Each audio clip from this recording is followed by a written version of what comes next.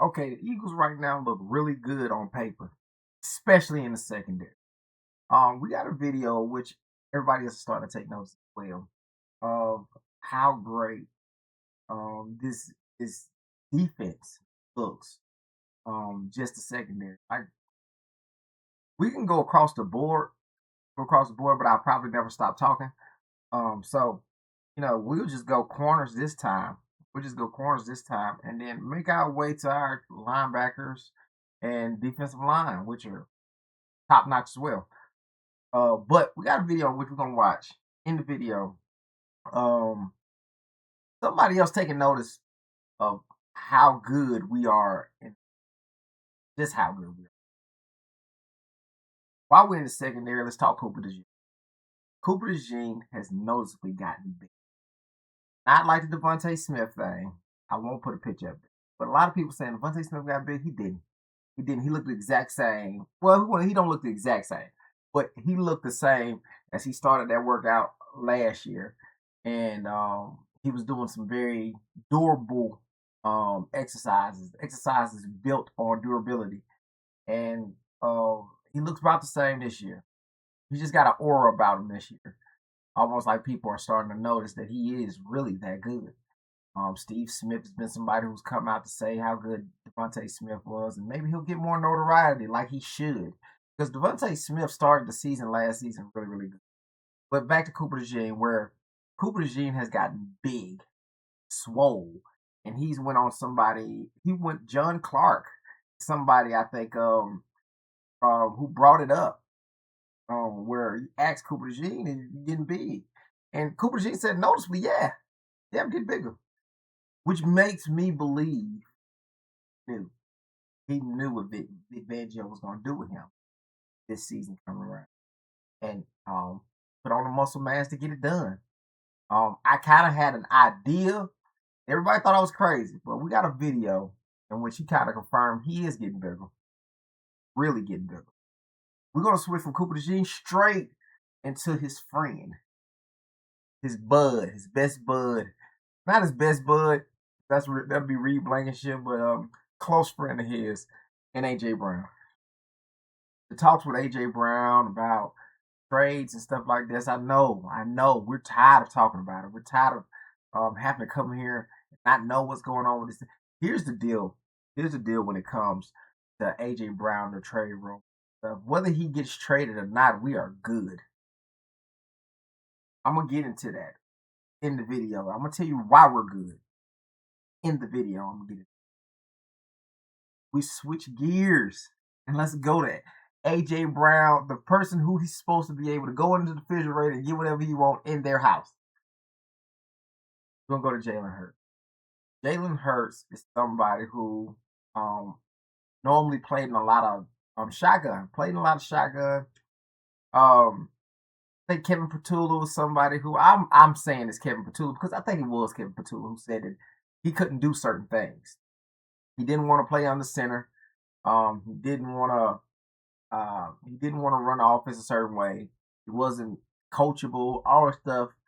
And Jalen Hurts actually talks about how excited he is to get into this offense, where he's going to be under center a lot of the time. So, um, I go straight back to it. It got to be Kevin Petula. Jalen Hurts also went on to talk about how how excited he is not only just to play in the offense, but the see what he's trying to accomplish. And I think I got a reason for why the Kevin Petula thing never went. He went on in that press conference and he said it so many times that he was able to answer, like Sean Mann was able to answer all of his questions. He knows what he's trying to get done when he's calling plays, putting this stuff together. What he wants to see and what the play is designed for, he can tell you. He can coach it to you. So it wasn't so much as Jalen Hurts not being coachable. And that good coach on the offensive side of the ball. Our offensive coordinator had problems with coaching these guys up on these plays because you're supposed to know what you're doing, why you're doing it. And Jalen Hurts is the kind of person who want to know why you're doing it, what you're trying to accomplish, what is this setting up. And Anthony DeBono was somebody who pointed it out. KP was he was never able to give you that answer. He was never able to give Jalen Hurts that answer. So what happens when you don't have the answer to a question somebody who was coming to you for advice or coming to you for answers, and you don't have that question? You don't have that answer. You probably get defensive about it. So, even Jason Kelsey was somebody who was like, look, when the stuff hit the fan, coaches start saying what players can't do. They're saying stuff. It kind of takes the pressure off of them. That way they can get another job. And that's pretty much what was going on. So, let's get into it. Yeah, I done fell so many times, but I got back up. I've been drugged through the mud, like it ain't been enough. I'm still going, still going, still going, still going, still going, still going, still going, still going. And I done felt so much pain that I wanna give up, but I just can't stop now, cause I've been through too much. I'm still going, still going, still going, still going, still going, still going, still going, still going. All right. So, with the guys we got in the secondary right now, I think every Philly fan can kind of make the case, like stat-wise, from the eye test, we all can sit there and say, we have the best secondary in the league. And if we don't say best secondary, we can say the best corners in the league. Because we do. Rick Woodland, Cooper DeJean, Quinyon Mitchell.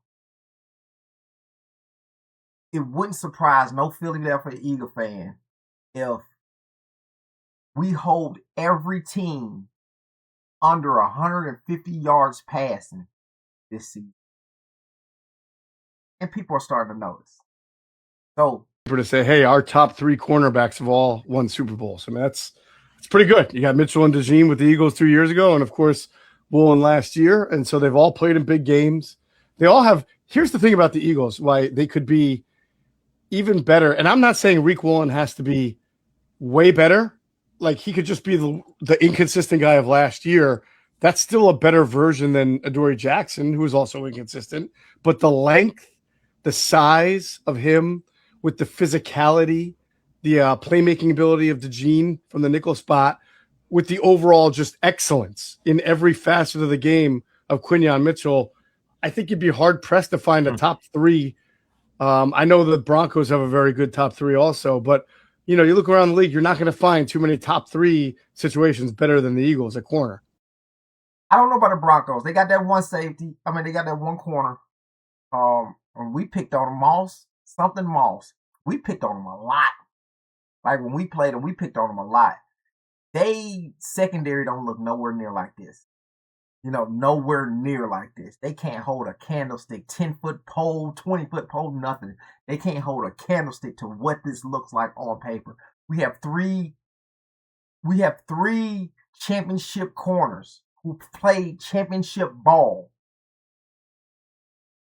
How many corners does Denver have that's played championship ball? Tell me. Tell me, while we on the corners, Cooper DeJean had gotten bigger. He knew this was coming, guys. He knew that he was going to play some safety because we never wanted to take him off the field in the first place. I don't like him on the outside. I'd like him in the inside. Safety, in my opinion, I don't play football. I watch a lot of it. But in my opinion, it's not much difference from the safety position, maybe than the open field behind him, and he's the last line of defense, and the nickel part. Nickels don't play that much of the field. They don't play that much of the field. Safeties don't play that much of the field. So I felt like it was only right if you wanted to keep him in, put him at safety. So that's what Vic did. What's your view of the second safety spot next to Cooper? It's open. In base, it will be Cooper. When we go to nickel and Coop comes up and plays nickel, it'll be Epps. We're taking a good look at Michael Carter back there. And I've been noticing your Instagram, you've been grinding, intense workouts this offseason. Have you gained a little more muscle? Are you getting a little bigger? I've been trying to. Optimum Nutrition's been helping me with that. They got the protein shakes, they got their whey protein powder. But I've been trying to get bigger and stronger and faster. That's the name of the game. So are you gaining a little more muscle mass? You getting a little bigger to play a little safety this year? I mean, you ready to play all over the place? I'm ready to play wherever they put me. Wherever they put me, I'm ready to roll. Safety corner, nickel, whatever. Probably not D line, but anywhere else, I'll be ready to go. Yeah, I called it, and I kept saying it. And it was just a theory. It was just a theory when I was calling it. When I was calling that, I was just saying like that made the most sense. Big also thought the same thing. I didn't even give him a call. He thought the same thing. So I get that, man. I get that move 100%. I thought that he could stay at the same size and play safety because he made some great tackles at corner, at nickel. Now I think safety you might have to deal with a lot more, a lot of the I guess a lot of linemen, and at nickel you probably won't. So maybe that's a change. So I think he can get it done though. He was practicing at safety last season. He did a little bit of it. He didn't do a whole lot, but he did a little bit of it. Let's switch off to AJ Brown, one of his friends. And AJ Brown has been getting a lot of notice for the trade maybe tomorrow, or when I'm shooting this video, it's probably tomorrow, or the second. But he's supposed to be getting traded the first, maybe second, and I think so many people talking about, oh yeah, the Patriots are pulling back. The Patriots don't want to give away a first round pick, of 2027. All the other teams have fell off. You guys gonna have to come down on the price. I'm gonna be real blunt when I do this. I'm gonna be real blunt when I do. We ain't gotta do shit. For the people in the back, we ain't gotta do shit. Cause we straight. This is what I mean by that. The only team that this trade helps with AJ Brown is the Patriots. The Patriots are the only team that this trade helps for. We're good. We did all our necessary stuff to account for AJ Brown being gone. Here's the deal. If AJ Brown is not gone, we're a better team. Because he comes to this offense and we're a better team. We don't have to do nothing. He's worth a first round pick. If Waddle can get a first round pick, AJ Brown getting a first round pick. Waddle ain't nobody's top wide receiver. He wasn't a top wide receiver when he got drafted. So AJ Brown is a first round pick, and we won't accept nothing other than a first round. Now the Patriots, if they have the same season they had last year, that first round pick is a high second pick, a high second pick. You know what I'm saying? Y'all went to the Super Bowl. 31st and 32nd. You know what I'm saying? That's a high second round pick. Y'all got to throw something else in there. We need something. The man under contract. He ain't gonna leave for free. He under contract. He getting paid. So all the narrative of other Eagles gonna have to come down. No, we don't. Do not. Let's move on. All right. Jalen Hurts. Now I think it was Kevin Patula who said that he could not do all these things. sometimes when you're hearing these reports coming out, you have to understand that a lot of times after a disappointing season, agents and coaches are going to be saying things to reporters that absolve them of fault. Well, you know what? We on Jalen Hurts, but I'm going to talk about A.J. Brown and him connection. A lot of people believe that A.J. Brown don't really like Jalen Hurts. And I don't believe that. I don't believe that. I just think the future looks to A.J. Brown, not how it looks to Jalen Hurts. And when was asked of the question of A.J. Brown, everybody noticed the sip of water. He took a sip. Oh, I took a sip on the right question. A.J. Brown is somebody. Jalen Hurts is not somebody who hates A.J. Brown. A.J. Brown ain't somebody who hates Jalen Hurts. He don't like A.J. Brown. Don't like how Nick Sirianni likes to involve the offense in. Obviously, been a lingering thing, but nothing can replace all the greatness that we achieved together. Jalen, a lot's been made of your relationship with AJ in regards to his trade. Where are you two at, I guess? I know friendship is a complicated thing. Yeah, nothing's changed since we last spoke at the end of the season. We're really good, and I saw how beautiful the pictures came out at his wedding. I'm very happy for him and his wife and his family, and it's a beautiful thing to step into covenant. So I was very excited and congratulatory towards that. When you look at the wide receiver, these situations of how he wants the offense to look. Nick Sirianni is somebody who is heavily involved in offense. Kellen Moore offense wasn't Kellen Moore. If you look at Kellen Moore offense, when he made Dak Prescott a Pro Bowler, he did not run that with Jalen Hurts because Nick Sirianni was also involved. Nick Sirianni likes the isolated plays. He wants guys to come up.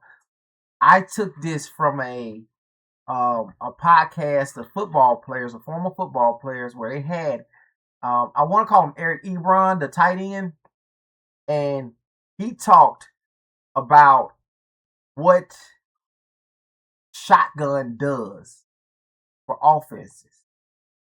And one-dimensional. We're about to run from shotgun and pass out of shotgun. Makes it very obvious for the defense. If you're running out of shotgun, you're already 5 yards, 6 yards behind the 8 ball. So I'm like, all right, we turn one-dimensional. I'm like, cool, we kind of been shotgun the whole time. We should be straight, right? We forget these niggas get paid too, right? They figured out we went one-dimensional. Ben wasn't getting under center. Nigga, they started sending the house. Heat, everything. Realized bro couldn't move. Man, we was cooked. Couple zero. It ain't enough short routes in the route tree for that shit. And look at this. I mean, look, every route that we had that year was no more than 3-4 yards. We wasn't throwing really much shit. We threw 1-2 shots a game. Nigga, everybody, safeties was sitting at 8 yards. I thought they were linebackers, nigga. Back up. Fuck, man. Yeah.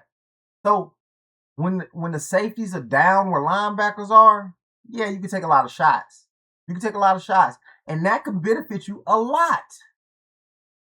But if safeties know that you want them to come down that far, you are subject to just throw these little bitty plays. It ain't many.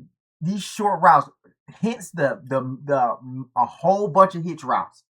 A whole bunch of hitch routes. Because you want them to come down. They don't have to come down. The corners just got to come out there and guard hitch routes. That's it. They can stay up high, and it's not that big a deal.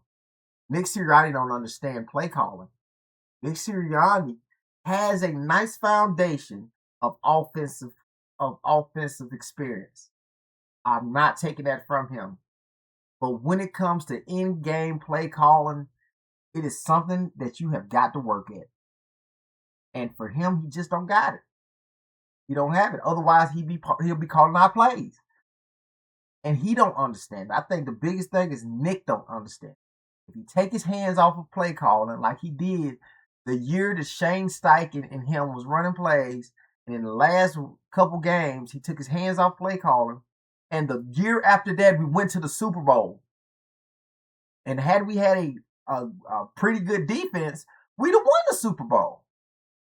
But that's the story for another time.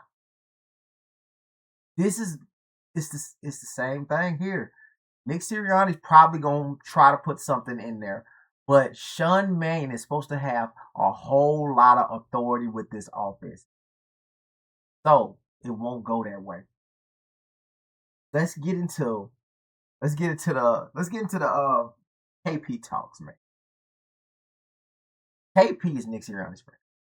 And he said that Jalen Hurts is not coachable. Not coachable. Anthony Bono also pointed out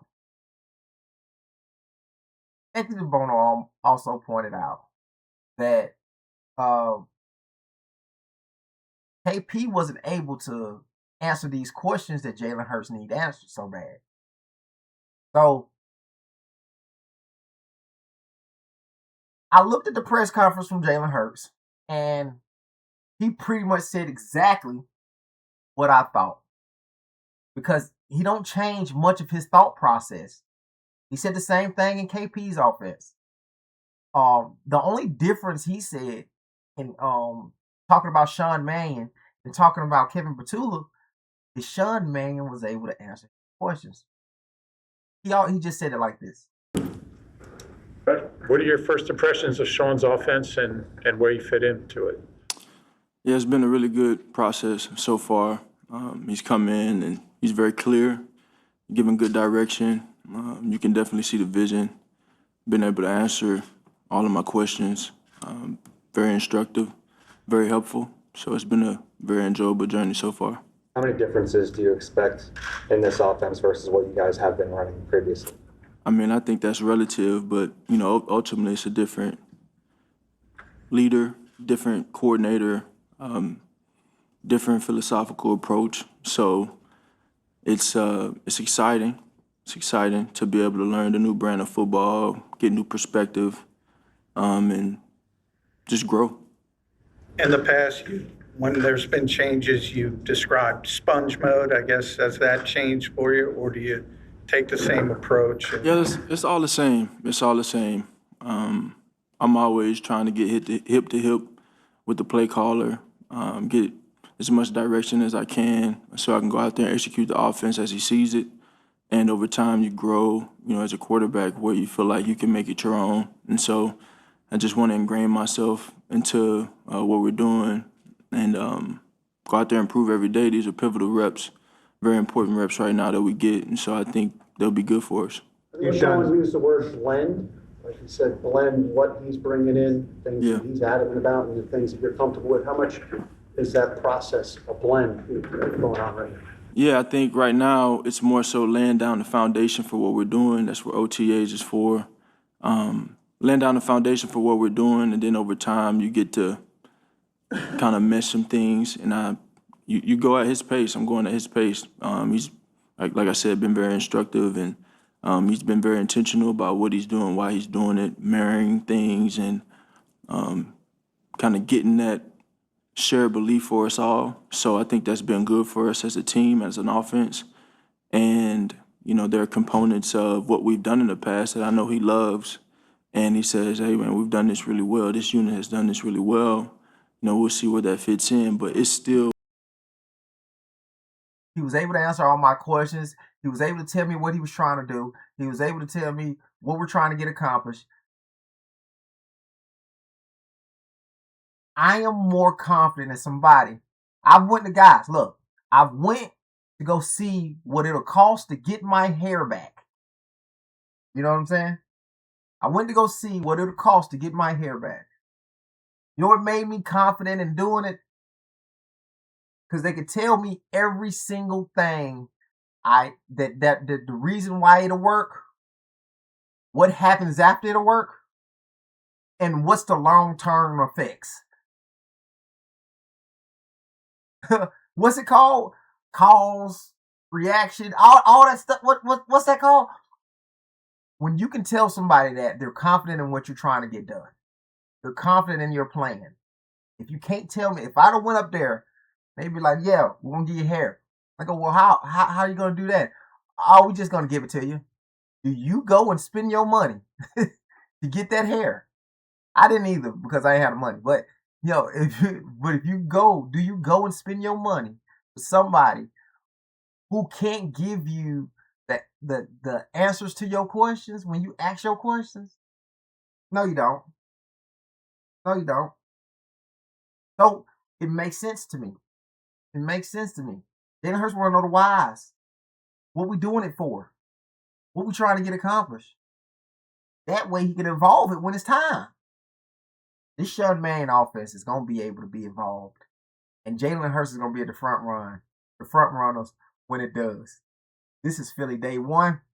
Y'all like, comment, hit those post notifications so y'all see when I drop these videos. And we out. Let's go, Birds.